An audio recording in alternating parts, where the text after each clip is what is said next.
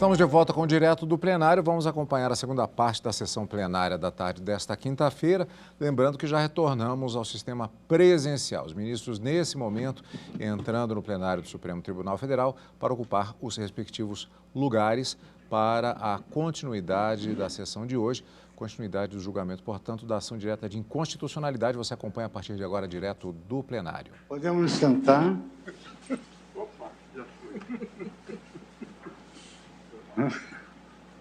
Renovando os votos, boa tarde. Vamos retomar o julgamento com o voto agora de Sua Excelência, o ministro Alexandre de Moraes.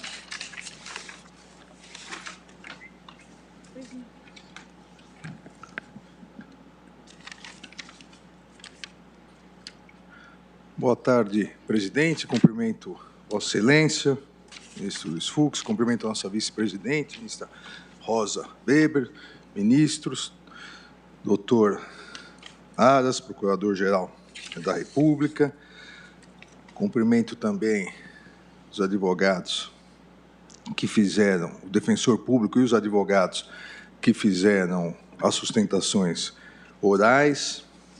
Presidente, o meu voto, eu vou juntar por escrito, será rápido, mas antes eu queria fazer umas considerações rápidas sobre o significado dessa lei. Há duas formas no mundo de se combater sonegação fiscal: a certa e a nossa. O Brasil, ele trouxe tudo de errado para combater sonegação fiscal, inclusive essa lei. É tudo de errado. O Brasil aposta no mal pagador. Há uma evolução histórica, começou a partir de 1945, em que o pagamento do tributo na primeira instância, o sonegador que pagasse na primeira instância administrativa, extinguiria a punibilidade. Isso foi evoluindo ou involuindo, e por um tempo, se pagasse antes do recebimento da denúncia, extinguia a punibilidade. Agora, se pagar qualquer tempo, extingue a punibilidade. Isso é o incentivo à sonegação. Porque o sonegador é pego, ele vai pagar por quê? Ele vai esperar, vai enrolando. Aí ele perde administrativamente. Por que vai pagar? É denunciado. Só quando ele perceber que não tem mais a mínima possibilidade de vitória, ele paga. Isso, lamentavelmente, isso se reflete na arrecadação, e isso se reflete, e nosso colega, o ministro André, foi à AGU, sabe disso, isso se reflete também na questão previdenciária. Foi juntado aos autos, eu vou achar aqui, eu tentei atualizar, mas não consegui até agora, mas só de sonegação do regime geral de previdência até 2009, então tem 13 anos, 117,6 bilhões decorrentes de sonegação. Exatamente porque a legislação é frouxa. A legislação é feita para não pegar ninguém. O bom pagador, ele acaba se sentindo realmente desmoralizado com tantas as chances dadas para que não se pague realmente. E essa alteração aqui do artigo 83 é mais um avanço nesse sentido de não se fazer nada realmente, de não se combater a sonegação. É uma opção legislativa. Eu já adianto que vou acompanhar parcialmente o relator. É uma opção legislativa, uma péssima opção legislativa, mas realmente até pelos precedentes, o entendimento da Corte, não poderia, a meu ver, não poderia ser declarada inconstitucional, totalmente inconstitucional. As inconstitucionalidades formais suscitadas, uma delas, a questão da relevância e urgência, eu entendo convalidada, inclusive porque convertida em lei. A outra eu diria que é algo cinzento, apesar do Supremo Tribunal Federal ter afastado anteriormente a questão ser de natureza penal ou processual. Nós sabemos que as medidas provisórias, não há possibilidade de edição de medida provisória em matéria penal e em matéria processual, inclusive processual penal. Mas o que o Supremo Tribunal Federal entendeu, seja como elemento normativo do tipo, seja como condição de punibilidade, e aí os habeas corpus e as decisões do Supremo acabam variando, não foi exatamente a representação do fiscal, né? A representação fiscal foi a necessidade do lançamento definitivo do tributo. E eu saliento aqui o voto da eminente ministra Carmen Lúcia, que cumprimento agora, a definição no HC 96092, onde Sua Excelência colocou, embora tenha sido unânime a decisão proferida pelo plenário do Supremo, apenas um fundamento foi efetivamente acolhido por todos os ministros que participaram daquele julgamento, qual seja a inviabilidade da coexistência da persecução penal, a englobados inquérito, ação penal e processo crime, com o processo administrativo que conclui pela suspensão da exigibilidade do tributo. E o Supremo avançou nisso, dizendo que o Ministério Público não fica tolhido se não houver a representação, desde que tenha ocorrido o lançamento do tributo. Sabemos que na prática, por isso que disse que é cinzento, na prática, o Ministério Público fica tolhido, porque acaba tendo que aguardar aquele final e o lançamento. Mas esse entendimento, essa evolução de entendimento do Supremo Tribunal Federal, retira, ao meu ver, a possibilidade de se considerar a representação fiscal como uma condição de procedibilidade da ação. Não sendo assim, então não seria matéria processual, afasto a inconstitucionalidade formal aludida aqui.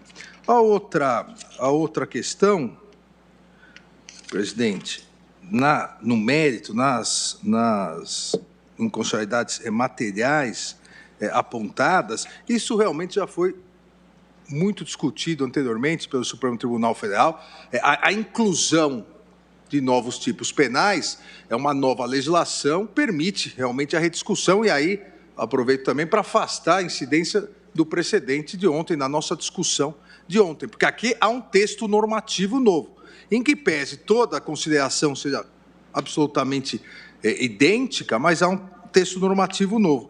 E isso já foi detalhadamente discutido e, consequentemente, acompanho nisso inteiramente o eminente ministro relator, que foi acompanhado pelo ministro André Mendonça. Agora, presidente, eu não entendo que a diferenciação entre delito material e formal aqui seja inútil. Dos dois delitos, há um delito previdenciário que é eminentemente formal. Se é eminentemente formal, não há necessidade de lançamento. Se não há necessidade de lançamento, não há necessidade de se aguardar o final do procedimento administrativo, e o Ministério Público, nesse caso, pode imediatamente atuar. Então, não me parece que seja só aqui acadêmico, doutrinário, mas me parece que há um entendimento pacificado que nos delitos materiais, começou isso nos tributários e agora vale para os previdenciários, o lançamento definitivo é ou elemento normativo do tipo ou condição objetiva de punibilidade. Precisa se aguardar. Agora, quando não há necessidade de lançamento definitivo para tipificação penal, na questão dos delitos formais, então não há necessidade de se aguardar.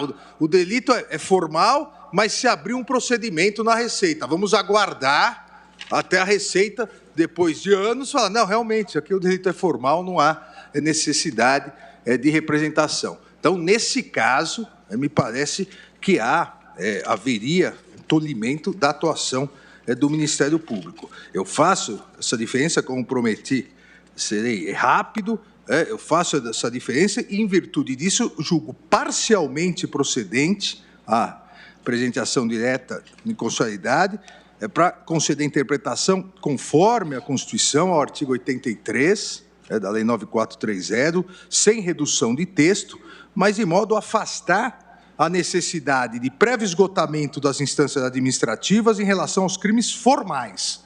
Em relação a esses, não há, a meu ver, necessidade de prévio esgotamento da instância administrativa para encaminhamento ao Ministério Público da representação fiscal, formalizada pelas autoridades administrativas. Consequentemente, em relação a esses, é possível que, concomitantemente, o Ministério Público atue, mesmo que haja, por parte da Receita, das autoridades administrativas, haja algum procedimento. E há, dos dois delitos citados, um deles é eminentemente formal, não há discussão doutrinária em relação a isso. É eminentemente formal, o STJ já definiu isso e basta a leitura das elementares do tipo para se verificar. É assim que voto, presidente. Muito obrigado, ministro Alexandre de Moraes. Concedo a palavra agora à sua excelência, o ministro Edson Fachin. Muito obrigado, senhor presidente. Cumprimento Vossa Excelência, os eminentes pares, de modo especial, sua excelência, o relator, ministro Nunes Marques e os ministros que já me antecederam na votação, as senhoras ministras Carmen Lúcia Rosa Weber e também o senhor Procurador-Geral da República. Eu saúdo o voto que traz à colação sua excelência, o relator ministro Nunes Marques, bem como as sustentações orais do senhor Procurador-Geral, das advogadas que aqui compareceram, honrando a tribuna desse Supremo Tribunal Federal, do defensor público que sustentou e do senhor advogado que também esteve nesta tribuna presencial. Eu irei juntar declaração de voto, senhor presidente, por isso farei uma sucinta intervenção oral, no sentido de que adoto o relatório proferido por sua excelência, o ministro Nunes Marques, explicitando tratar-se de uma ação direta de inconstitucionalidade em face do já mencionado artigo 83 da Lei 9430, com alteração em medida provisória, convertida em 2010 na Lei 12.350. Tal como sua excelência, também conheço da ação e examino preliminarmente, e deixarei este exame na declaração de voto, as circunstâncias que foram objeto da devida, em meu modo de ver, consideração por sua excelência o relator, bem como pelo ministro André Mendonça, no que diz respeito aos requisitos da medida provisória aplicáveis a esse caso concreto. Eu vou na mesma linha de suas excelências e cito o magistério do professor Dr. Clemerson Merlin Cleve nas suas obras sobre medidas provisórias e, portanto, adoto esta compreensão no que diz respeito às exigências de relevância e de urgência e do controle político, jurídico, normativo efetuado pelo próprio Parlamento. No que concerne ao mérito, senhor presidente, antecedeu-nos o voto sempre acutíssimo de sua excelência, o eminente ministro Alexandre de Moraes, que traz uma preocupação de fundo extremamente importante, porque diz respeito a não apenas a dimensão formal dessa discussão, mas sim condutas que lesionam o patrimônio público, nesse caso, o patrimônio da Previdência Social, diante de lesões que são praticadas em face do inadimplemento das obrigações ou dos deveres tributários. Todavia, a questão central, como Sua Excelência também assim entendeu, é de examinar se o crime de apropriação indébita previdenciária, por ser formal, necessita ou não do esgotamento das instâncias administrativas para o ajuizamento da ação penal. A tese da Procuradoria-Geral da República é aquela segundo a qual a violação do princípio da proporcionalidade e os dispositivos constitucionais que menciona em seus preceitos, portanto, não necessitaria desse esgotamento.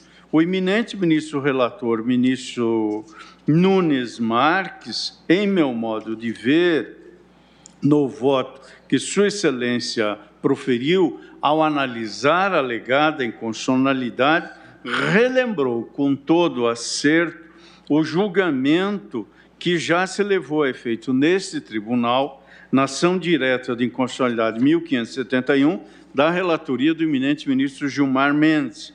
E lá a matéria, de algum modo, restou enfrentada quando se assentou que a norma impugnada tem como destinatários os agentes fiscais, em nada afetando a atuação do Ministério Público. Além disso, do ponto de vista da configuração do crime, não tenho dúvida alguma tratar-se de delito que não se enquadra na classificação a qual restou sustentada na petição inicial, ou seja, não me parece que mereça acolhimento o argumento de estarmos diante de crime de natureza formal, que diz respeito à impropriação indébita dessa natureza. Por isso, esse delito, que é um delito omissivo material, é um não fazer ou uma prestação de fato negativo, cujo correlato diz respeito a uma incidência sancionatória de índole penal, pressupõe, em meu modo de ver, precisamente a constituição do respectivo crédito. Por isso, senhor presidente, entendo que não há o vício de inconstitucionalidade imputado, estou também julgando improcedente a ação e acompanhando Sua Excelência, o eminente ministro relator. É como voto, senhor presidente. Vossa Excelência vota pela improcedência. Ministro Roberto Barroso afirmou suspeição. Como vota Vossa Excelência, nossa vice-presidente, ministra Rosa Weber? Senhor presidente, cumprimento Vossa Excelência, cumprimento os queridos colegas, ministra Carmen Lúcia, e um cumprimento muito especial ao eminente relator, ministro Nunes Marques, cumprimento também o eminente Procurador-Geral da República, doutor Augusto Aras, as senhoras e o senhor advogado que se encontram presentes, o defensor público que proferiu sustentação oral de forma virtual. Eu, senhor presidente, observando aquela metodologia que Vossa Excelência também muitas vezes enfatiza, eu trago um voto escrito, vou juntá-lo aos autos e me limito a brevemente dizer que estou acompanhando na íntegra o voto do eminente relator, pedindo vênia a divergência parcial aberta ao ministro Alexandre de Moraes. Também eu conheço da ação, na medida que houve alteração do quadro normativo a despeito da matéria com a redação do preceito impugnado, redação anterior, já tivesse ensejado uma ação direta de inconstitucionalidade nessa corte, mas aqui há sim alteração do quadro normativo, então também conheço da ação e no mérito não constato, não vislumbro, senhor presidente, qualquer vício de inconstitucionalidade formal ou material na linha dos fundamentos expostos, tanto pelo ministro Nunes Marques, como pelo ministro André Mendonça e agora pelo ministro Fachin. Então, conheço da ação e julgo improcedentes os pedidos. Sim. Ai, meu Deus.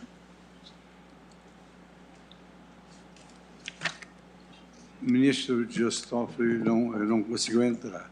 Então, ministra Carmen Lúcia, Vossa Excelência tem a palavra. Senhor presidente, cumprimento Vossa Excelência e os senhores ministros, mais uma vez, senhor procurador-geral, senhores advogados, meus cumprimentos especiais aos que assomaram à tribuna. Vou também fazer juntada de votos, senhor presidente, neste caso, apenas na esteira do que temos adotado em parte, e no meu caso tenho sempre repetido, como procedimento.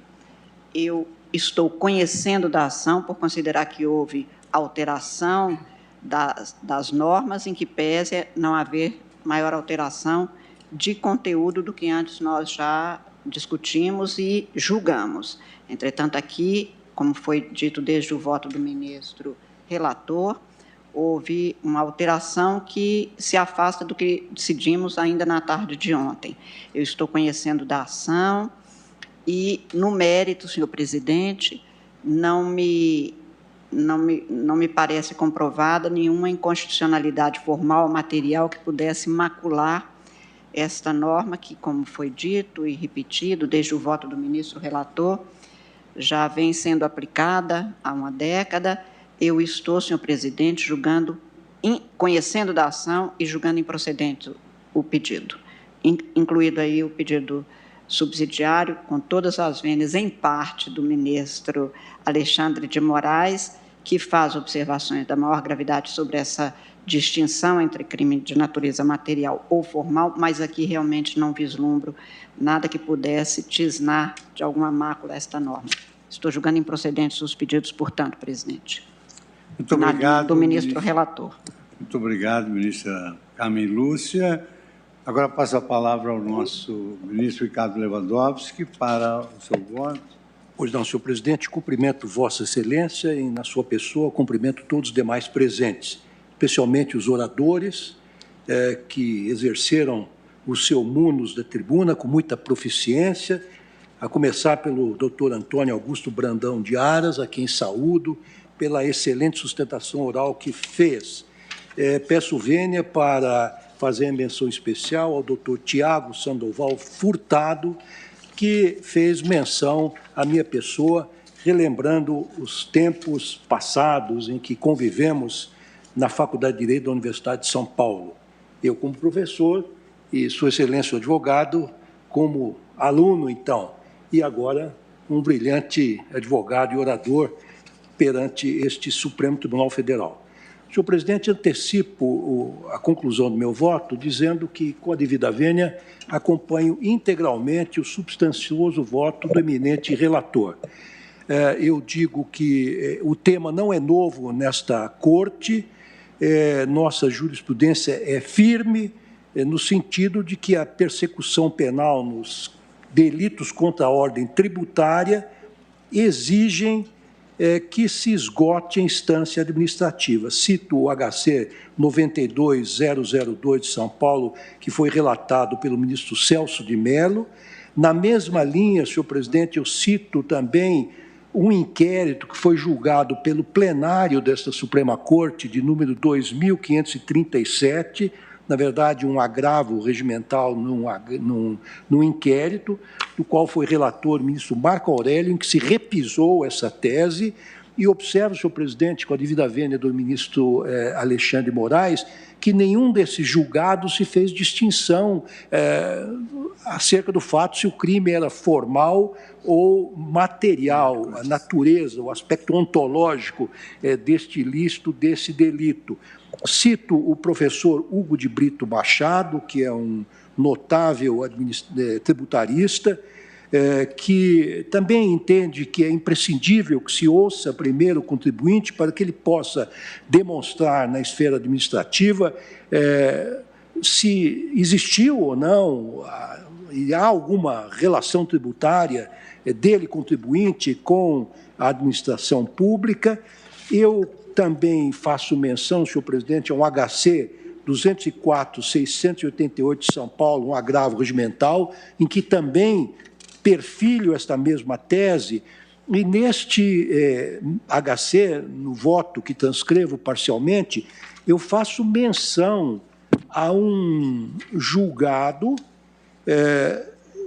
mais precisamente ao inquérito 3.102 de Minas Gerais, também julgado pelo plenário, do qual foi relator o ministro Gilmar Mendes, e de forma muito proficiente, como é a sua característica, senhor presidente, ele comenta num determinado trecho de seu voto que a doutrina está muito dividida com relação à natureza jurídica deste delito. Ora, lhe atribui uma natureza material, como Celso Delmanto, por exemplo, como Luiz Regis Prado, e ora formal, como Guilherme de Souza Nutti e César Roberto Bittencourt. Portanto, senhor presidente, eu entendo que não é o momento, não é o caso de fazermos esta distinção que o ministro Alexandre de Moraes fez, claro, trazendo, inclusive, sua experiência como combativo integrante do Ministério Público Paulista, preocupado com a rigidez fiscal do Estado, da administração pública. Mas, então, senhor presidente, com esses singelíssimos argumentos, eu voto pela improcedência desta ação direta de inconstitucionalidade e, portanto, fazendo coincidir o meu voto integralmente com o voto do eminente relator, ministro Nunes Marques. Muito obrigado, ministro Lewandowski. Vossa Excelência, então, conhece julgo improcedente, nos termos do voto do relator. Como vota o nosso decano, ministro Gilmar Mendes? Boa tarde, presidente. Boa tarde a todos os ministros, os senhores advogados que fizeram as cuidadosas sustentações orais. Também eu trago o voto escrito, presidente, mas também não me vou demorar na sua leitura, como já fizeram outros colegas que acompanharam a posição do relator e do ministro André Mendonça, do ministro Nunes Marques e do ministro André Mendonça. Eu estou já na parte conclusiva, dizendo que, cabendo privativamente à autoridade administrativa a constituição do crédito tributário, atividade esta que tem o escopo de afirmar a efetiva existência ou não de tributo eventualmente devido, nele incluídas as contribuições previdenciárias, não haveria justa causa para instauração de inquérito policial ou ação penal para persecução penal de crime de apropriação indébita previdenciária, sem que esteja definitivamente encerrado o processo administrativo em questão. Estou citando Paulo Dariva, o direito de apropriação indébita previdenciária, crime de omissão material, Livraria dos Advogados. Portanto, não verificar a distinção apontada pela parte autora, impõe-se a aplicação do precedente, a meu ver, assentado pelo plenário, ao analisar a redação original do artigo 83 da Lei 9.430 de 96, visto que a redação foi, em essência, mantida no quanto agora impugnado. Assim, a meu ver, não se verifica tanto a inconstitucionalidade formal, como já foi apontado de forma percussiente pelo eminente relator e aqueles que o acompanharam, como também a inconstitucionalidade material. E, por isso, também, presidente, pedindo todas as vênias, julgo improcedente a ação direta. Muito obrigado, ministro Gilmar Mendes, que julga improcedente também a ação direta. Alguns aspectos me chamaram a atenção nesse caso, que vão levar à minha conclusão. Em primeiro lugar, hoje, diariamente, se estabelece um novo estatuto do contribuinte em que o contribuinte não é mais objeto de tributação, senão sujeito de direitos. E com essa nova ótica, a interpretação que se faz sobre os desvios tributários não é aquela interpretação que se fazia outrora, em que se considerava a sonegação quase que em ré ipso, e aí se condenava o contribuinte. E exatamente em função dessa nova visão do Estatuto do Contribuinte é que esses procedimentos trazem a certeza necessária para que possa se iniciar uma ação penal, e assim que se tem comportado a nossa jurisprudência. Por outro lado, a jurisprudência hoje, o Brasil hoje não é mais de uma família romano-germânica, mas uma família mista, romano-germânica e anglo-saxônica, e prestigia muito os precedentes. Os precedentes têm de ser íntegros, coerentes, estáveis, overruling em casos excepcionais, a mudança, a superação. E, na verdade, a nossa jurisprudência estável é exatamente nesse sentido, que esses procedimentos conferem a certeza necessária para que a pessoa possa ser processada criminalmente por sonegação. Além disso, a teoria geral do direito fiscal, do direito tributário, ela adota a principiologia do direito penal, porque tributo é um imposto, é imposto. Sempre se afirmou isso em todas as obras seculares de direito tributário, se aplica à teoria tributária os princípios do direito penal. E aqui, como destacou o ministro Lewandowski, há uma divergência bastante notória sobre ser formal ou material delito. Por quê? Porque os delitos contra a ordem tributária eles têm que causar um prejuízo, eles têm que ter um resultado. Então, eles não podem ser um crime como solicitar, como a corrupção, solicitar, prometer. Não, isso é um crime contra a ordem tributária. E esses crimes contra a ordem tributária, eles exigem um prejuízo. E a forciori, como destacou o ministro Alexandre Moraes, o lançamento prévio. Além disso, eu anoto que ouvi da tribuna com muita atenção a ilustre advogada, doutora Ângela Sinac, no sentido de que hoje a ordem jurídica tributária mundial ela se faz num contencioso administrativo tributário. Só se judicializa a questão legal, a questão jurídica. Então, por exemplo, nós jamais julgaríamos o recurso ordinário desde o início, uma ação fiscal, mas apenas nos pronunciaríamos sobre é cabível um imposto ser base de cálculo de outro imposto? É isso que, ordinariamente, se exige de uma corte constitucional. Por quê? Porque o contencioso administrativo tributário ele é formado por homens que têm uma notável expertise nessa área e não são doutrinadores, às vezes, são bons contabilistas, técnicos de contabilidade, economistas que sabem bem a repercussão desses eventuais desvios.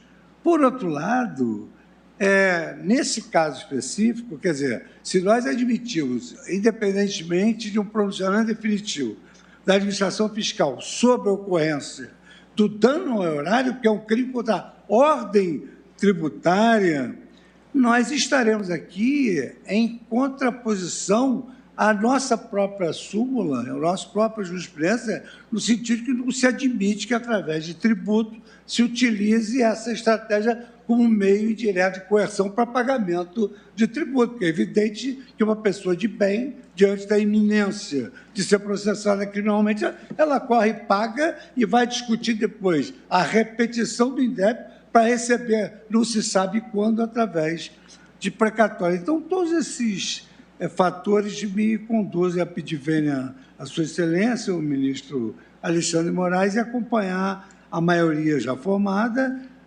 inclusive com relação às questões formais, que aqui foram muito bem já destacadas sobre a medida provisória, não é de natureza penal, nem processual penal, e com relação àqueles outros aspectos que foram levantados em relação à matéria formal. Senhor presidente, Vossa Excelência me permite? Claro.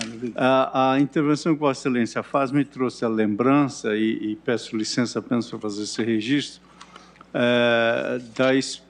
do conhecimento que tive quando fazia um período sabático no Instituto Max Planck, em Hamburgo. Conheci pessoas que haviam trabalhado exatamente no Tribunal Superior das Finanças da Alemanha, cuja sede é lá no sul, em Munique, e que revela este grau de especialização que Vossa Excelência está a se referir. Ou seja, a especialização, que não é necessariamente de caráter exclusivo da normatividade, demanda mesmo uma expertise que, muitas vezes, criam-se cortes ou tribunais que, na verdade, nascem dessa interseção entre o Estado, a administração, e o Estado, juiz. Portanto, há de se fazer, digamos, num sistema como o nosso, onde essa distinção praticamente não se coloca, fazer esse juízo de contenção que Vossa Excelência vem de mencionar e apenas toma a liberdade de aduzir este dado à guisa apenas de uma troca de ideias. Muito obrigado, senhor presidente. Muito bem acrescentado por Vossa Excelência, que sempre traz com muita riqueza de detalhes a sua experiência magnífica na área jurídica e na área da cultura em geral.